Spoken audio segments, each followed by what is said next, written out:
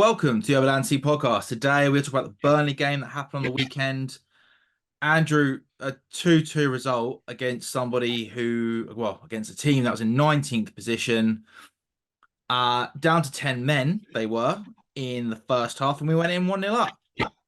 Talk to me about your thoughts on the game. Bizarre game. Well, it's not a bizarre game. It was typical toothless us that week. For some reason, we decided to make it very difficult to put the ball in the back of the net and kick the ball directly at the goalkeeper again, like all the time again. With a lot of chances, didn't really take them. Miles below on the XG, and again, just horrendously weak at set pieces defensively. Um, so it's largely a lot of the same when we're just not at it. That's how we end up drawing and losing games that we should be winning. Is not taking the chances and also conceding silly goals. I think Petrovic should have saved the second one. If you get a hand to it, I think you got two hands to it. Yeah, So you did. that's his first mistake for me. Like clear mistake that he's made in the Chelsea shirt though. So it happens. You got to live with it. Fine. Um, we've just got to take chances. I just don't.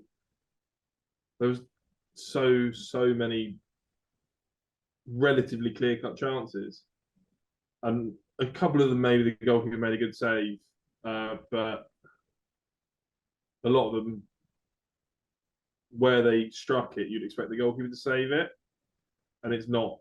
It's not enough to just hit the target. We've got to start putting the ball in the corners.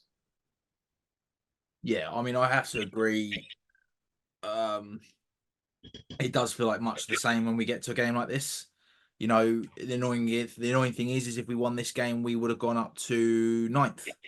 And then hypothetically speaking, if we beat Man United, we'll be in seventh, 3 points behind Man United, who are in sixth. Um, you know, was it the right team that we put out? We've said this before after international breaks. So I'm intrigued to hear what you think about the team following the international break and whether certain players you felt shouldn't really have started or which players weren't giving enough. I I don't think it was a lack of energy. I think or a lack of effort. So I don't think you can blame the fact that he's put that starting lineup out. For whatever reason, the players that usually have their shooting boots on, or well, they don't usually. Cole Palmer's really the only one that has his shooting boots on semi regularly, with the odd one where he misses a few. The rest of them, once in a fucking blue moon, have their shooting boots on, or they just got their boots on the wrong foot, or something. I don't know what the fuck's going on, but it it is just a bit bizarre. I don't understand how we missed quite so many chances. I do think we were lucky for the penalty. I think it was soft, but I think it can be given, and VAR was right to not overrule it, if that makes sense. Yeah, it's soft. It's soft. Um, but I think we controlled possession. I think defensively we were relatively poor, and I don't really understand why, if I'm entirely honest. Dizazi and Badashir have played together a lot of times for Monaco, and they've played for us a number of times together. Um, Well, Badiashil's missed a lot of games. yeah, You've also got look again. Let's face it. Okay, we've said this about the defense. It's probably our weakest area on the pitch, especially at the moment where I think we've got so many injuries. Okay, I thought Gusto had a good game. Dizazi was just Dizazi. Like I don't think he did anything. I don't think he did anything wrong, but sometimes he just didn't look as comfortable on the ball.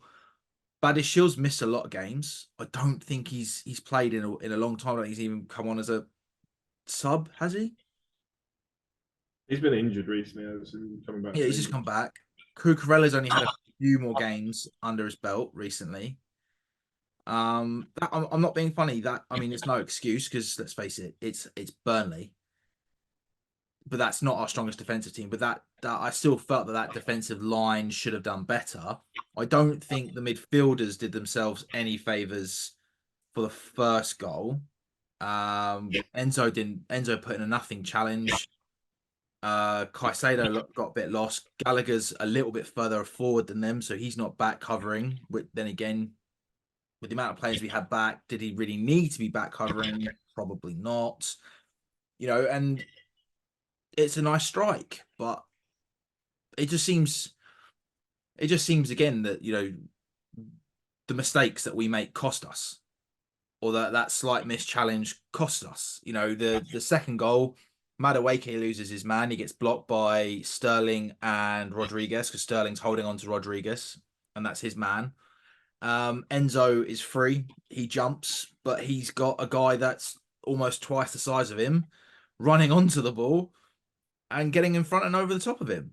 I mean, I don't like this zonal marking. I personally prefer man to man. Not that we have a lot of big players, but still go man to man and attack the ball.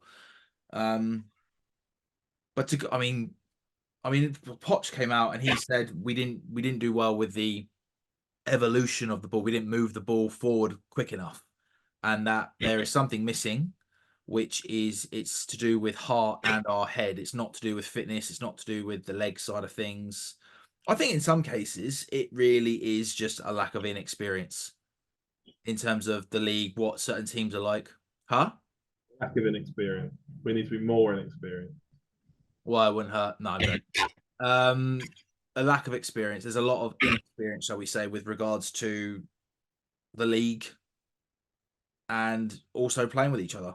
I generally think that's what it is, and I think some players do need to up their tempo a little bit. I think some players aren't putting in an awful lot of effort all the time. Not saying that they're playing badly, not saying that they're doing anything really wrong, but in terms of certain challenges, just being a bit standoffish. You know, and even Potts said it, there's more levels, there's more gears that we have to go through, and I think certain players definitely need to wake up a little bit. Because going up 1-0 in the first half, having them down to 10 men, we should not have drawn that game. And even then, when they got their second goal and it's 2-2, they still had chances. So we can't close out a game either. I mean, at 2-1, was it Palmer makes a silly challenge on the outside the box that leads to a corner, and that corner is the goal.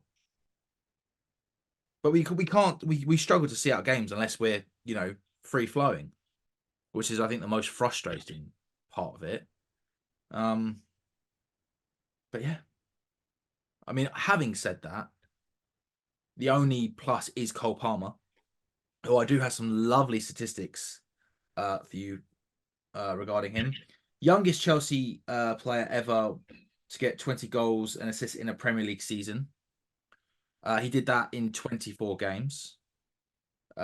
He's the fifth player in his first season with Chelsea to reach 20 goal involvements.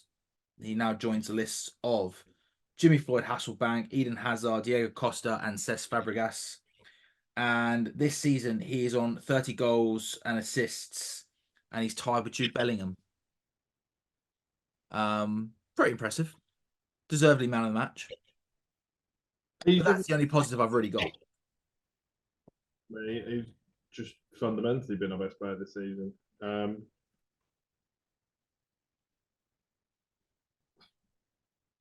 The best piece of, for me, the best bit of business we've done. We need more purchases that are of the same ilk, but people hit the ground running and look like an actual player and put the ball in the net and create chances for other people. Well, as we've said before, I agree. But the one thing I would say is that he's come from a very good team, and he's also had Premiership experience. He's the only like less than 500 minutes of Premier League experience. He's not exactly an incredibly experienced player. That's 4 and a bit games. Yeah, fair, but he's had some big moments. You know, he's come on, he's made differences to Man City. He's used to playing with a big, not a big, a very good squad, and also they from a decent manager who expects certain levels in training, certain levels in games. I think that shows.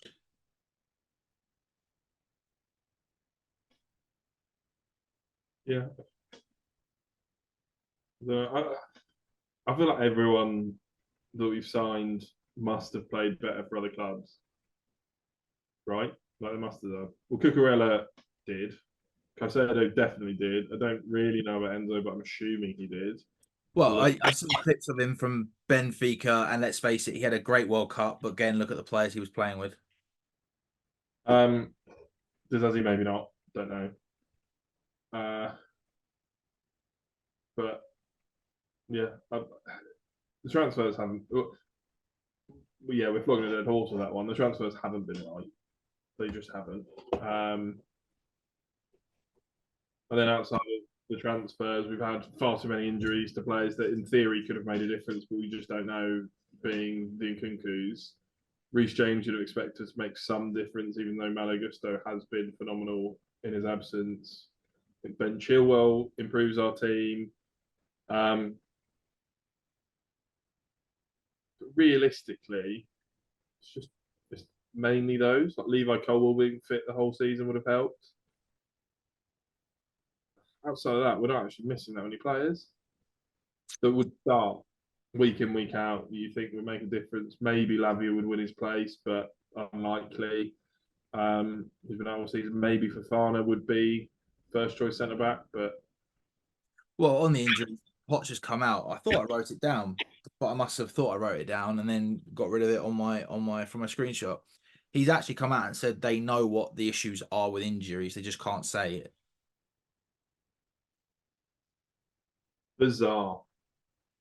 That makes fuck all sense. Hang on, I'll find that again. I'll find it again because I thought it was really weird that he came out and said that. Hang on.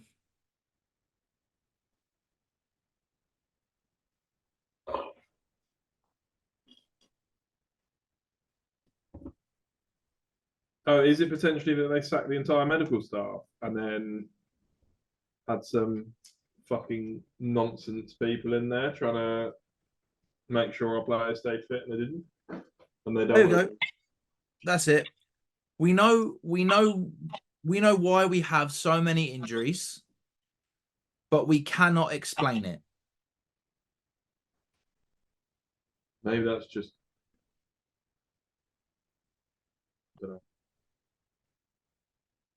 I don't know. That's mental. But again, it just feels again, was it 2 steps forward, 1 step back? Is that the right phrase? Wish we made 2 steps forward in the first place. Well, we did have 5 games unbeaten on the trot at that point, which is the most we've had all season. Yeah, it's just the lack of consistency is so irritating at this point. It is hard to understand though. Will turn up every week. The only ones that I have really any meaningful faith in are Gusto and Copama. And Petrovic. Huh? And Petrovic. I know he's made a mistake, but he's not exceptional, right? Like no, he's not. No, he's not exceptional. No, he's not exceptional. I'm not saying he is exceptional. I'm trying to find a little bit of a positive spin. Yeah, he's been pretty bang average for a Premier League goalkeeper. Not done anything exceptional.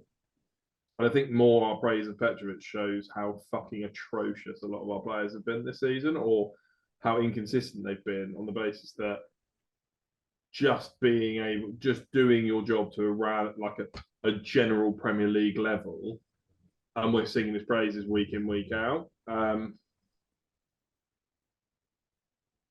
It's not the right level for Chelsea to be at. Again, I'm not going to say Conor Gallagher is an exceptional player, but I still think overall he's up there. Yeah, he does show up. That's a fair point. Yeah, But outside the of that, rest, Ben Chilwell generally looks all right. Leo Cole generally looks all right, but keep getting injured, so unreliable in that sense because you just don't know if they're going to be playing. So it's incredibly frustrating season, incredibly frustrating result, and quite frankly, I don't.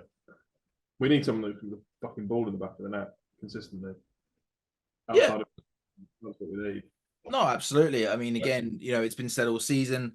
Pundits have said, "How do you go out and spend $1 billion and don't sign a decent striker?" Like, I personally don't understand it, considering that was clearly something that we were struggling with the season before.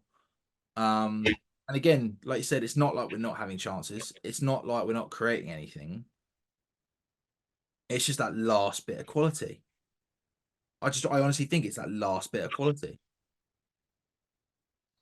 Yeah, so that's the pessimism that we're bringing into every single game. But I think that's it in Burnley, isn't it? It is, yeah. Again, it's again like you said, flogging a dead horse. So, well, we should have probably got into 9th position. We are now still in 12th, and with that, I don't know, cheery bit of news. Stay tuned for the Manchester United pre-game. As always, please like, share, follow, subscribe, comment, hit that notification button, and thank you all for watching.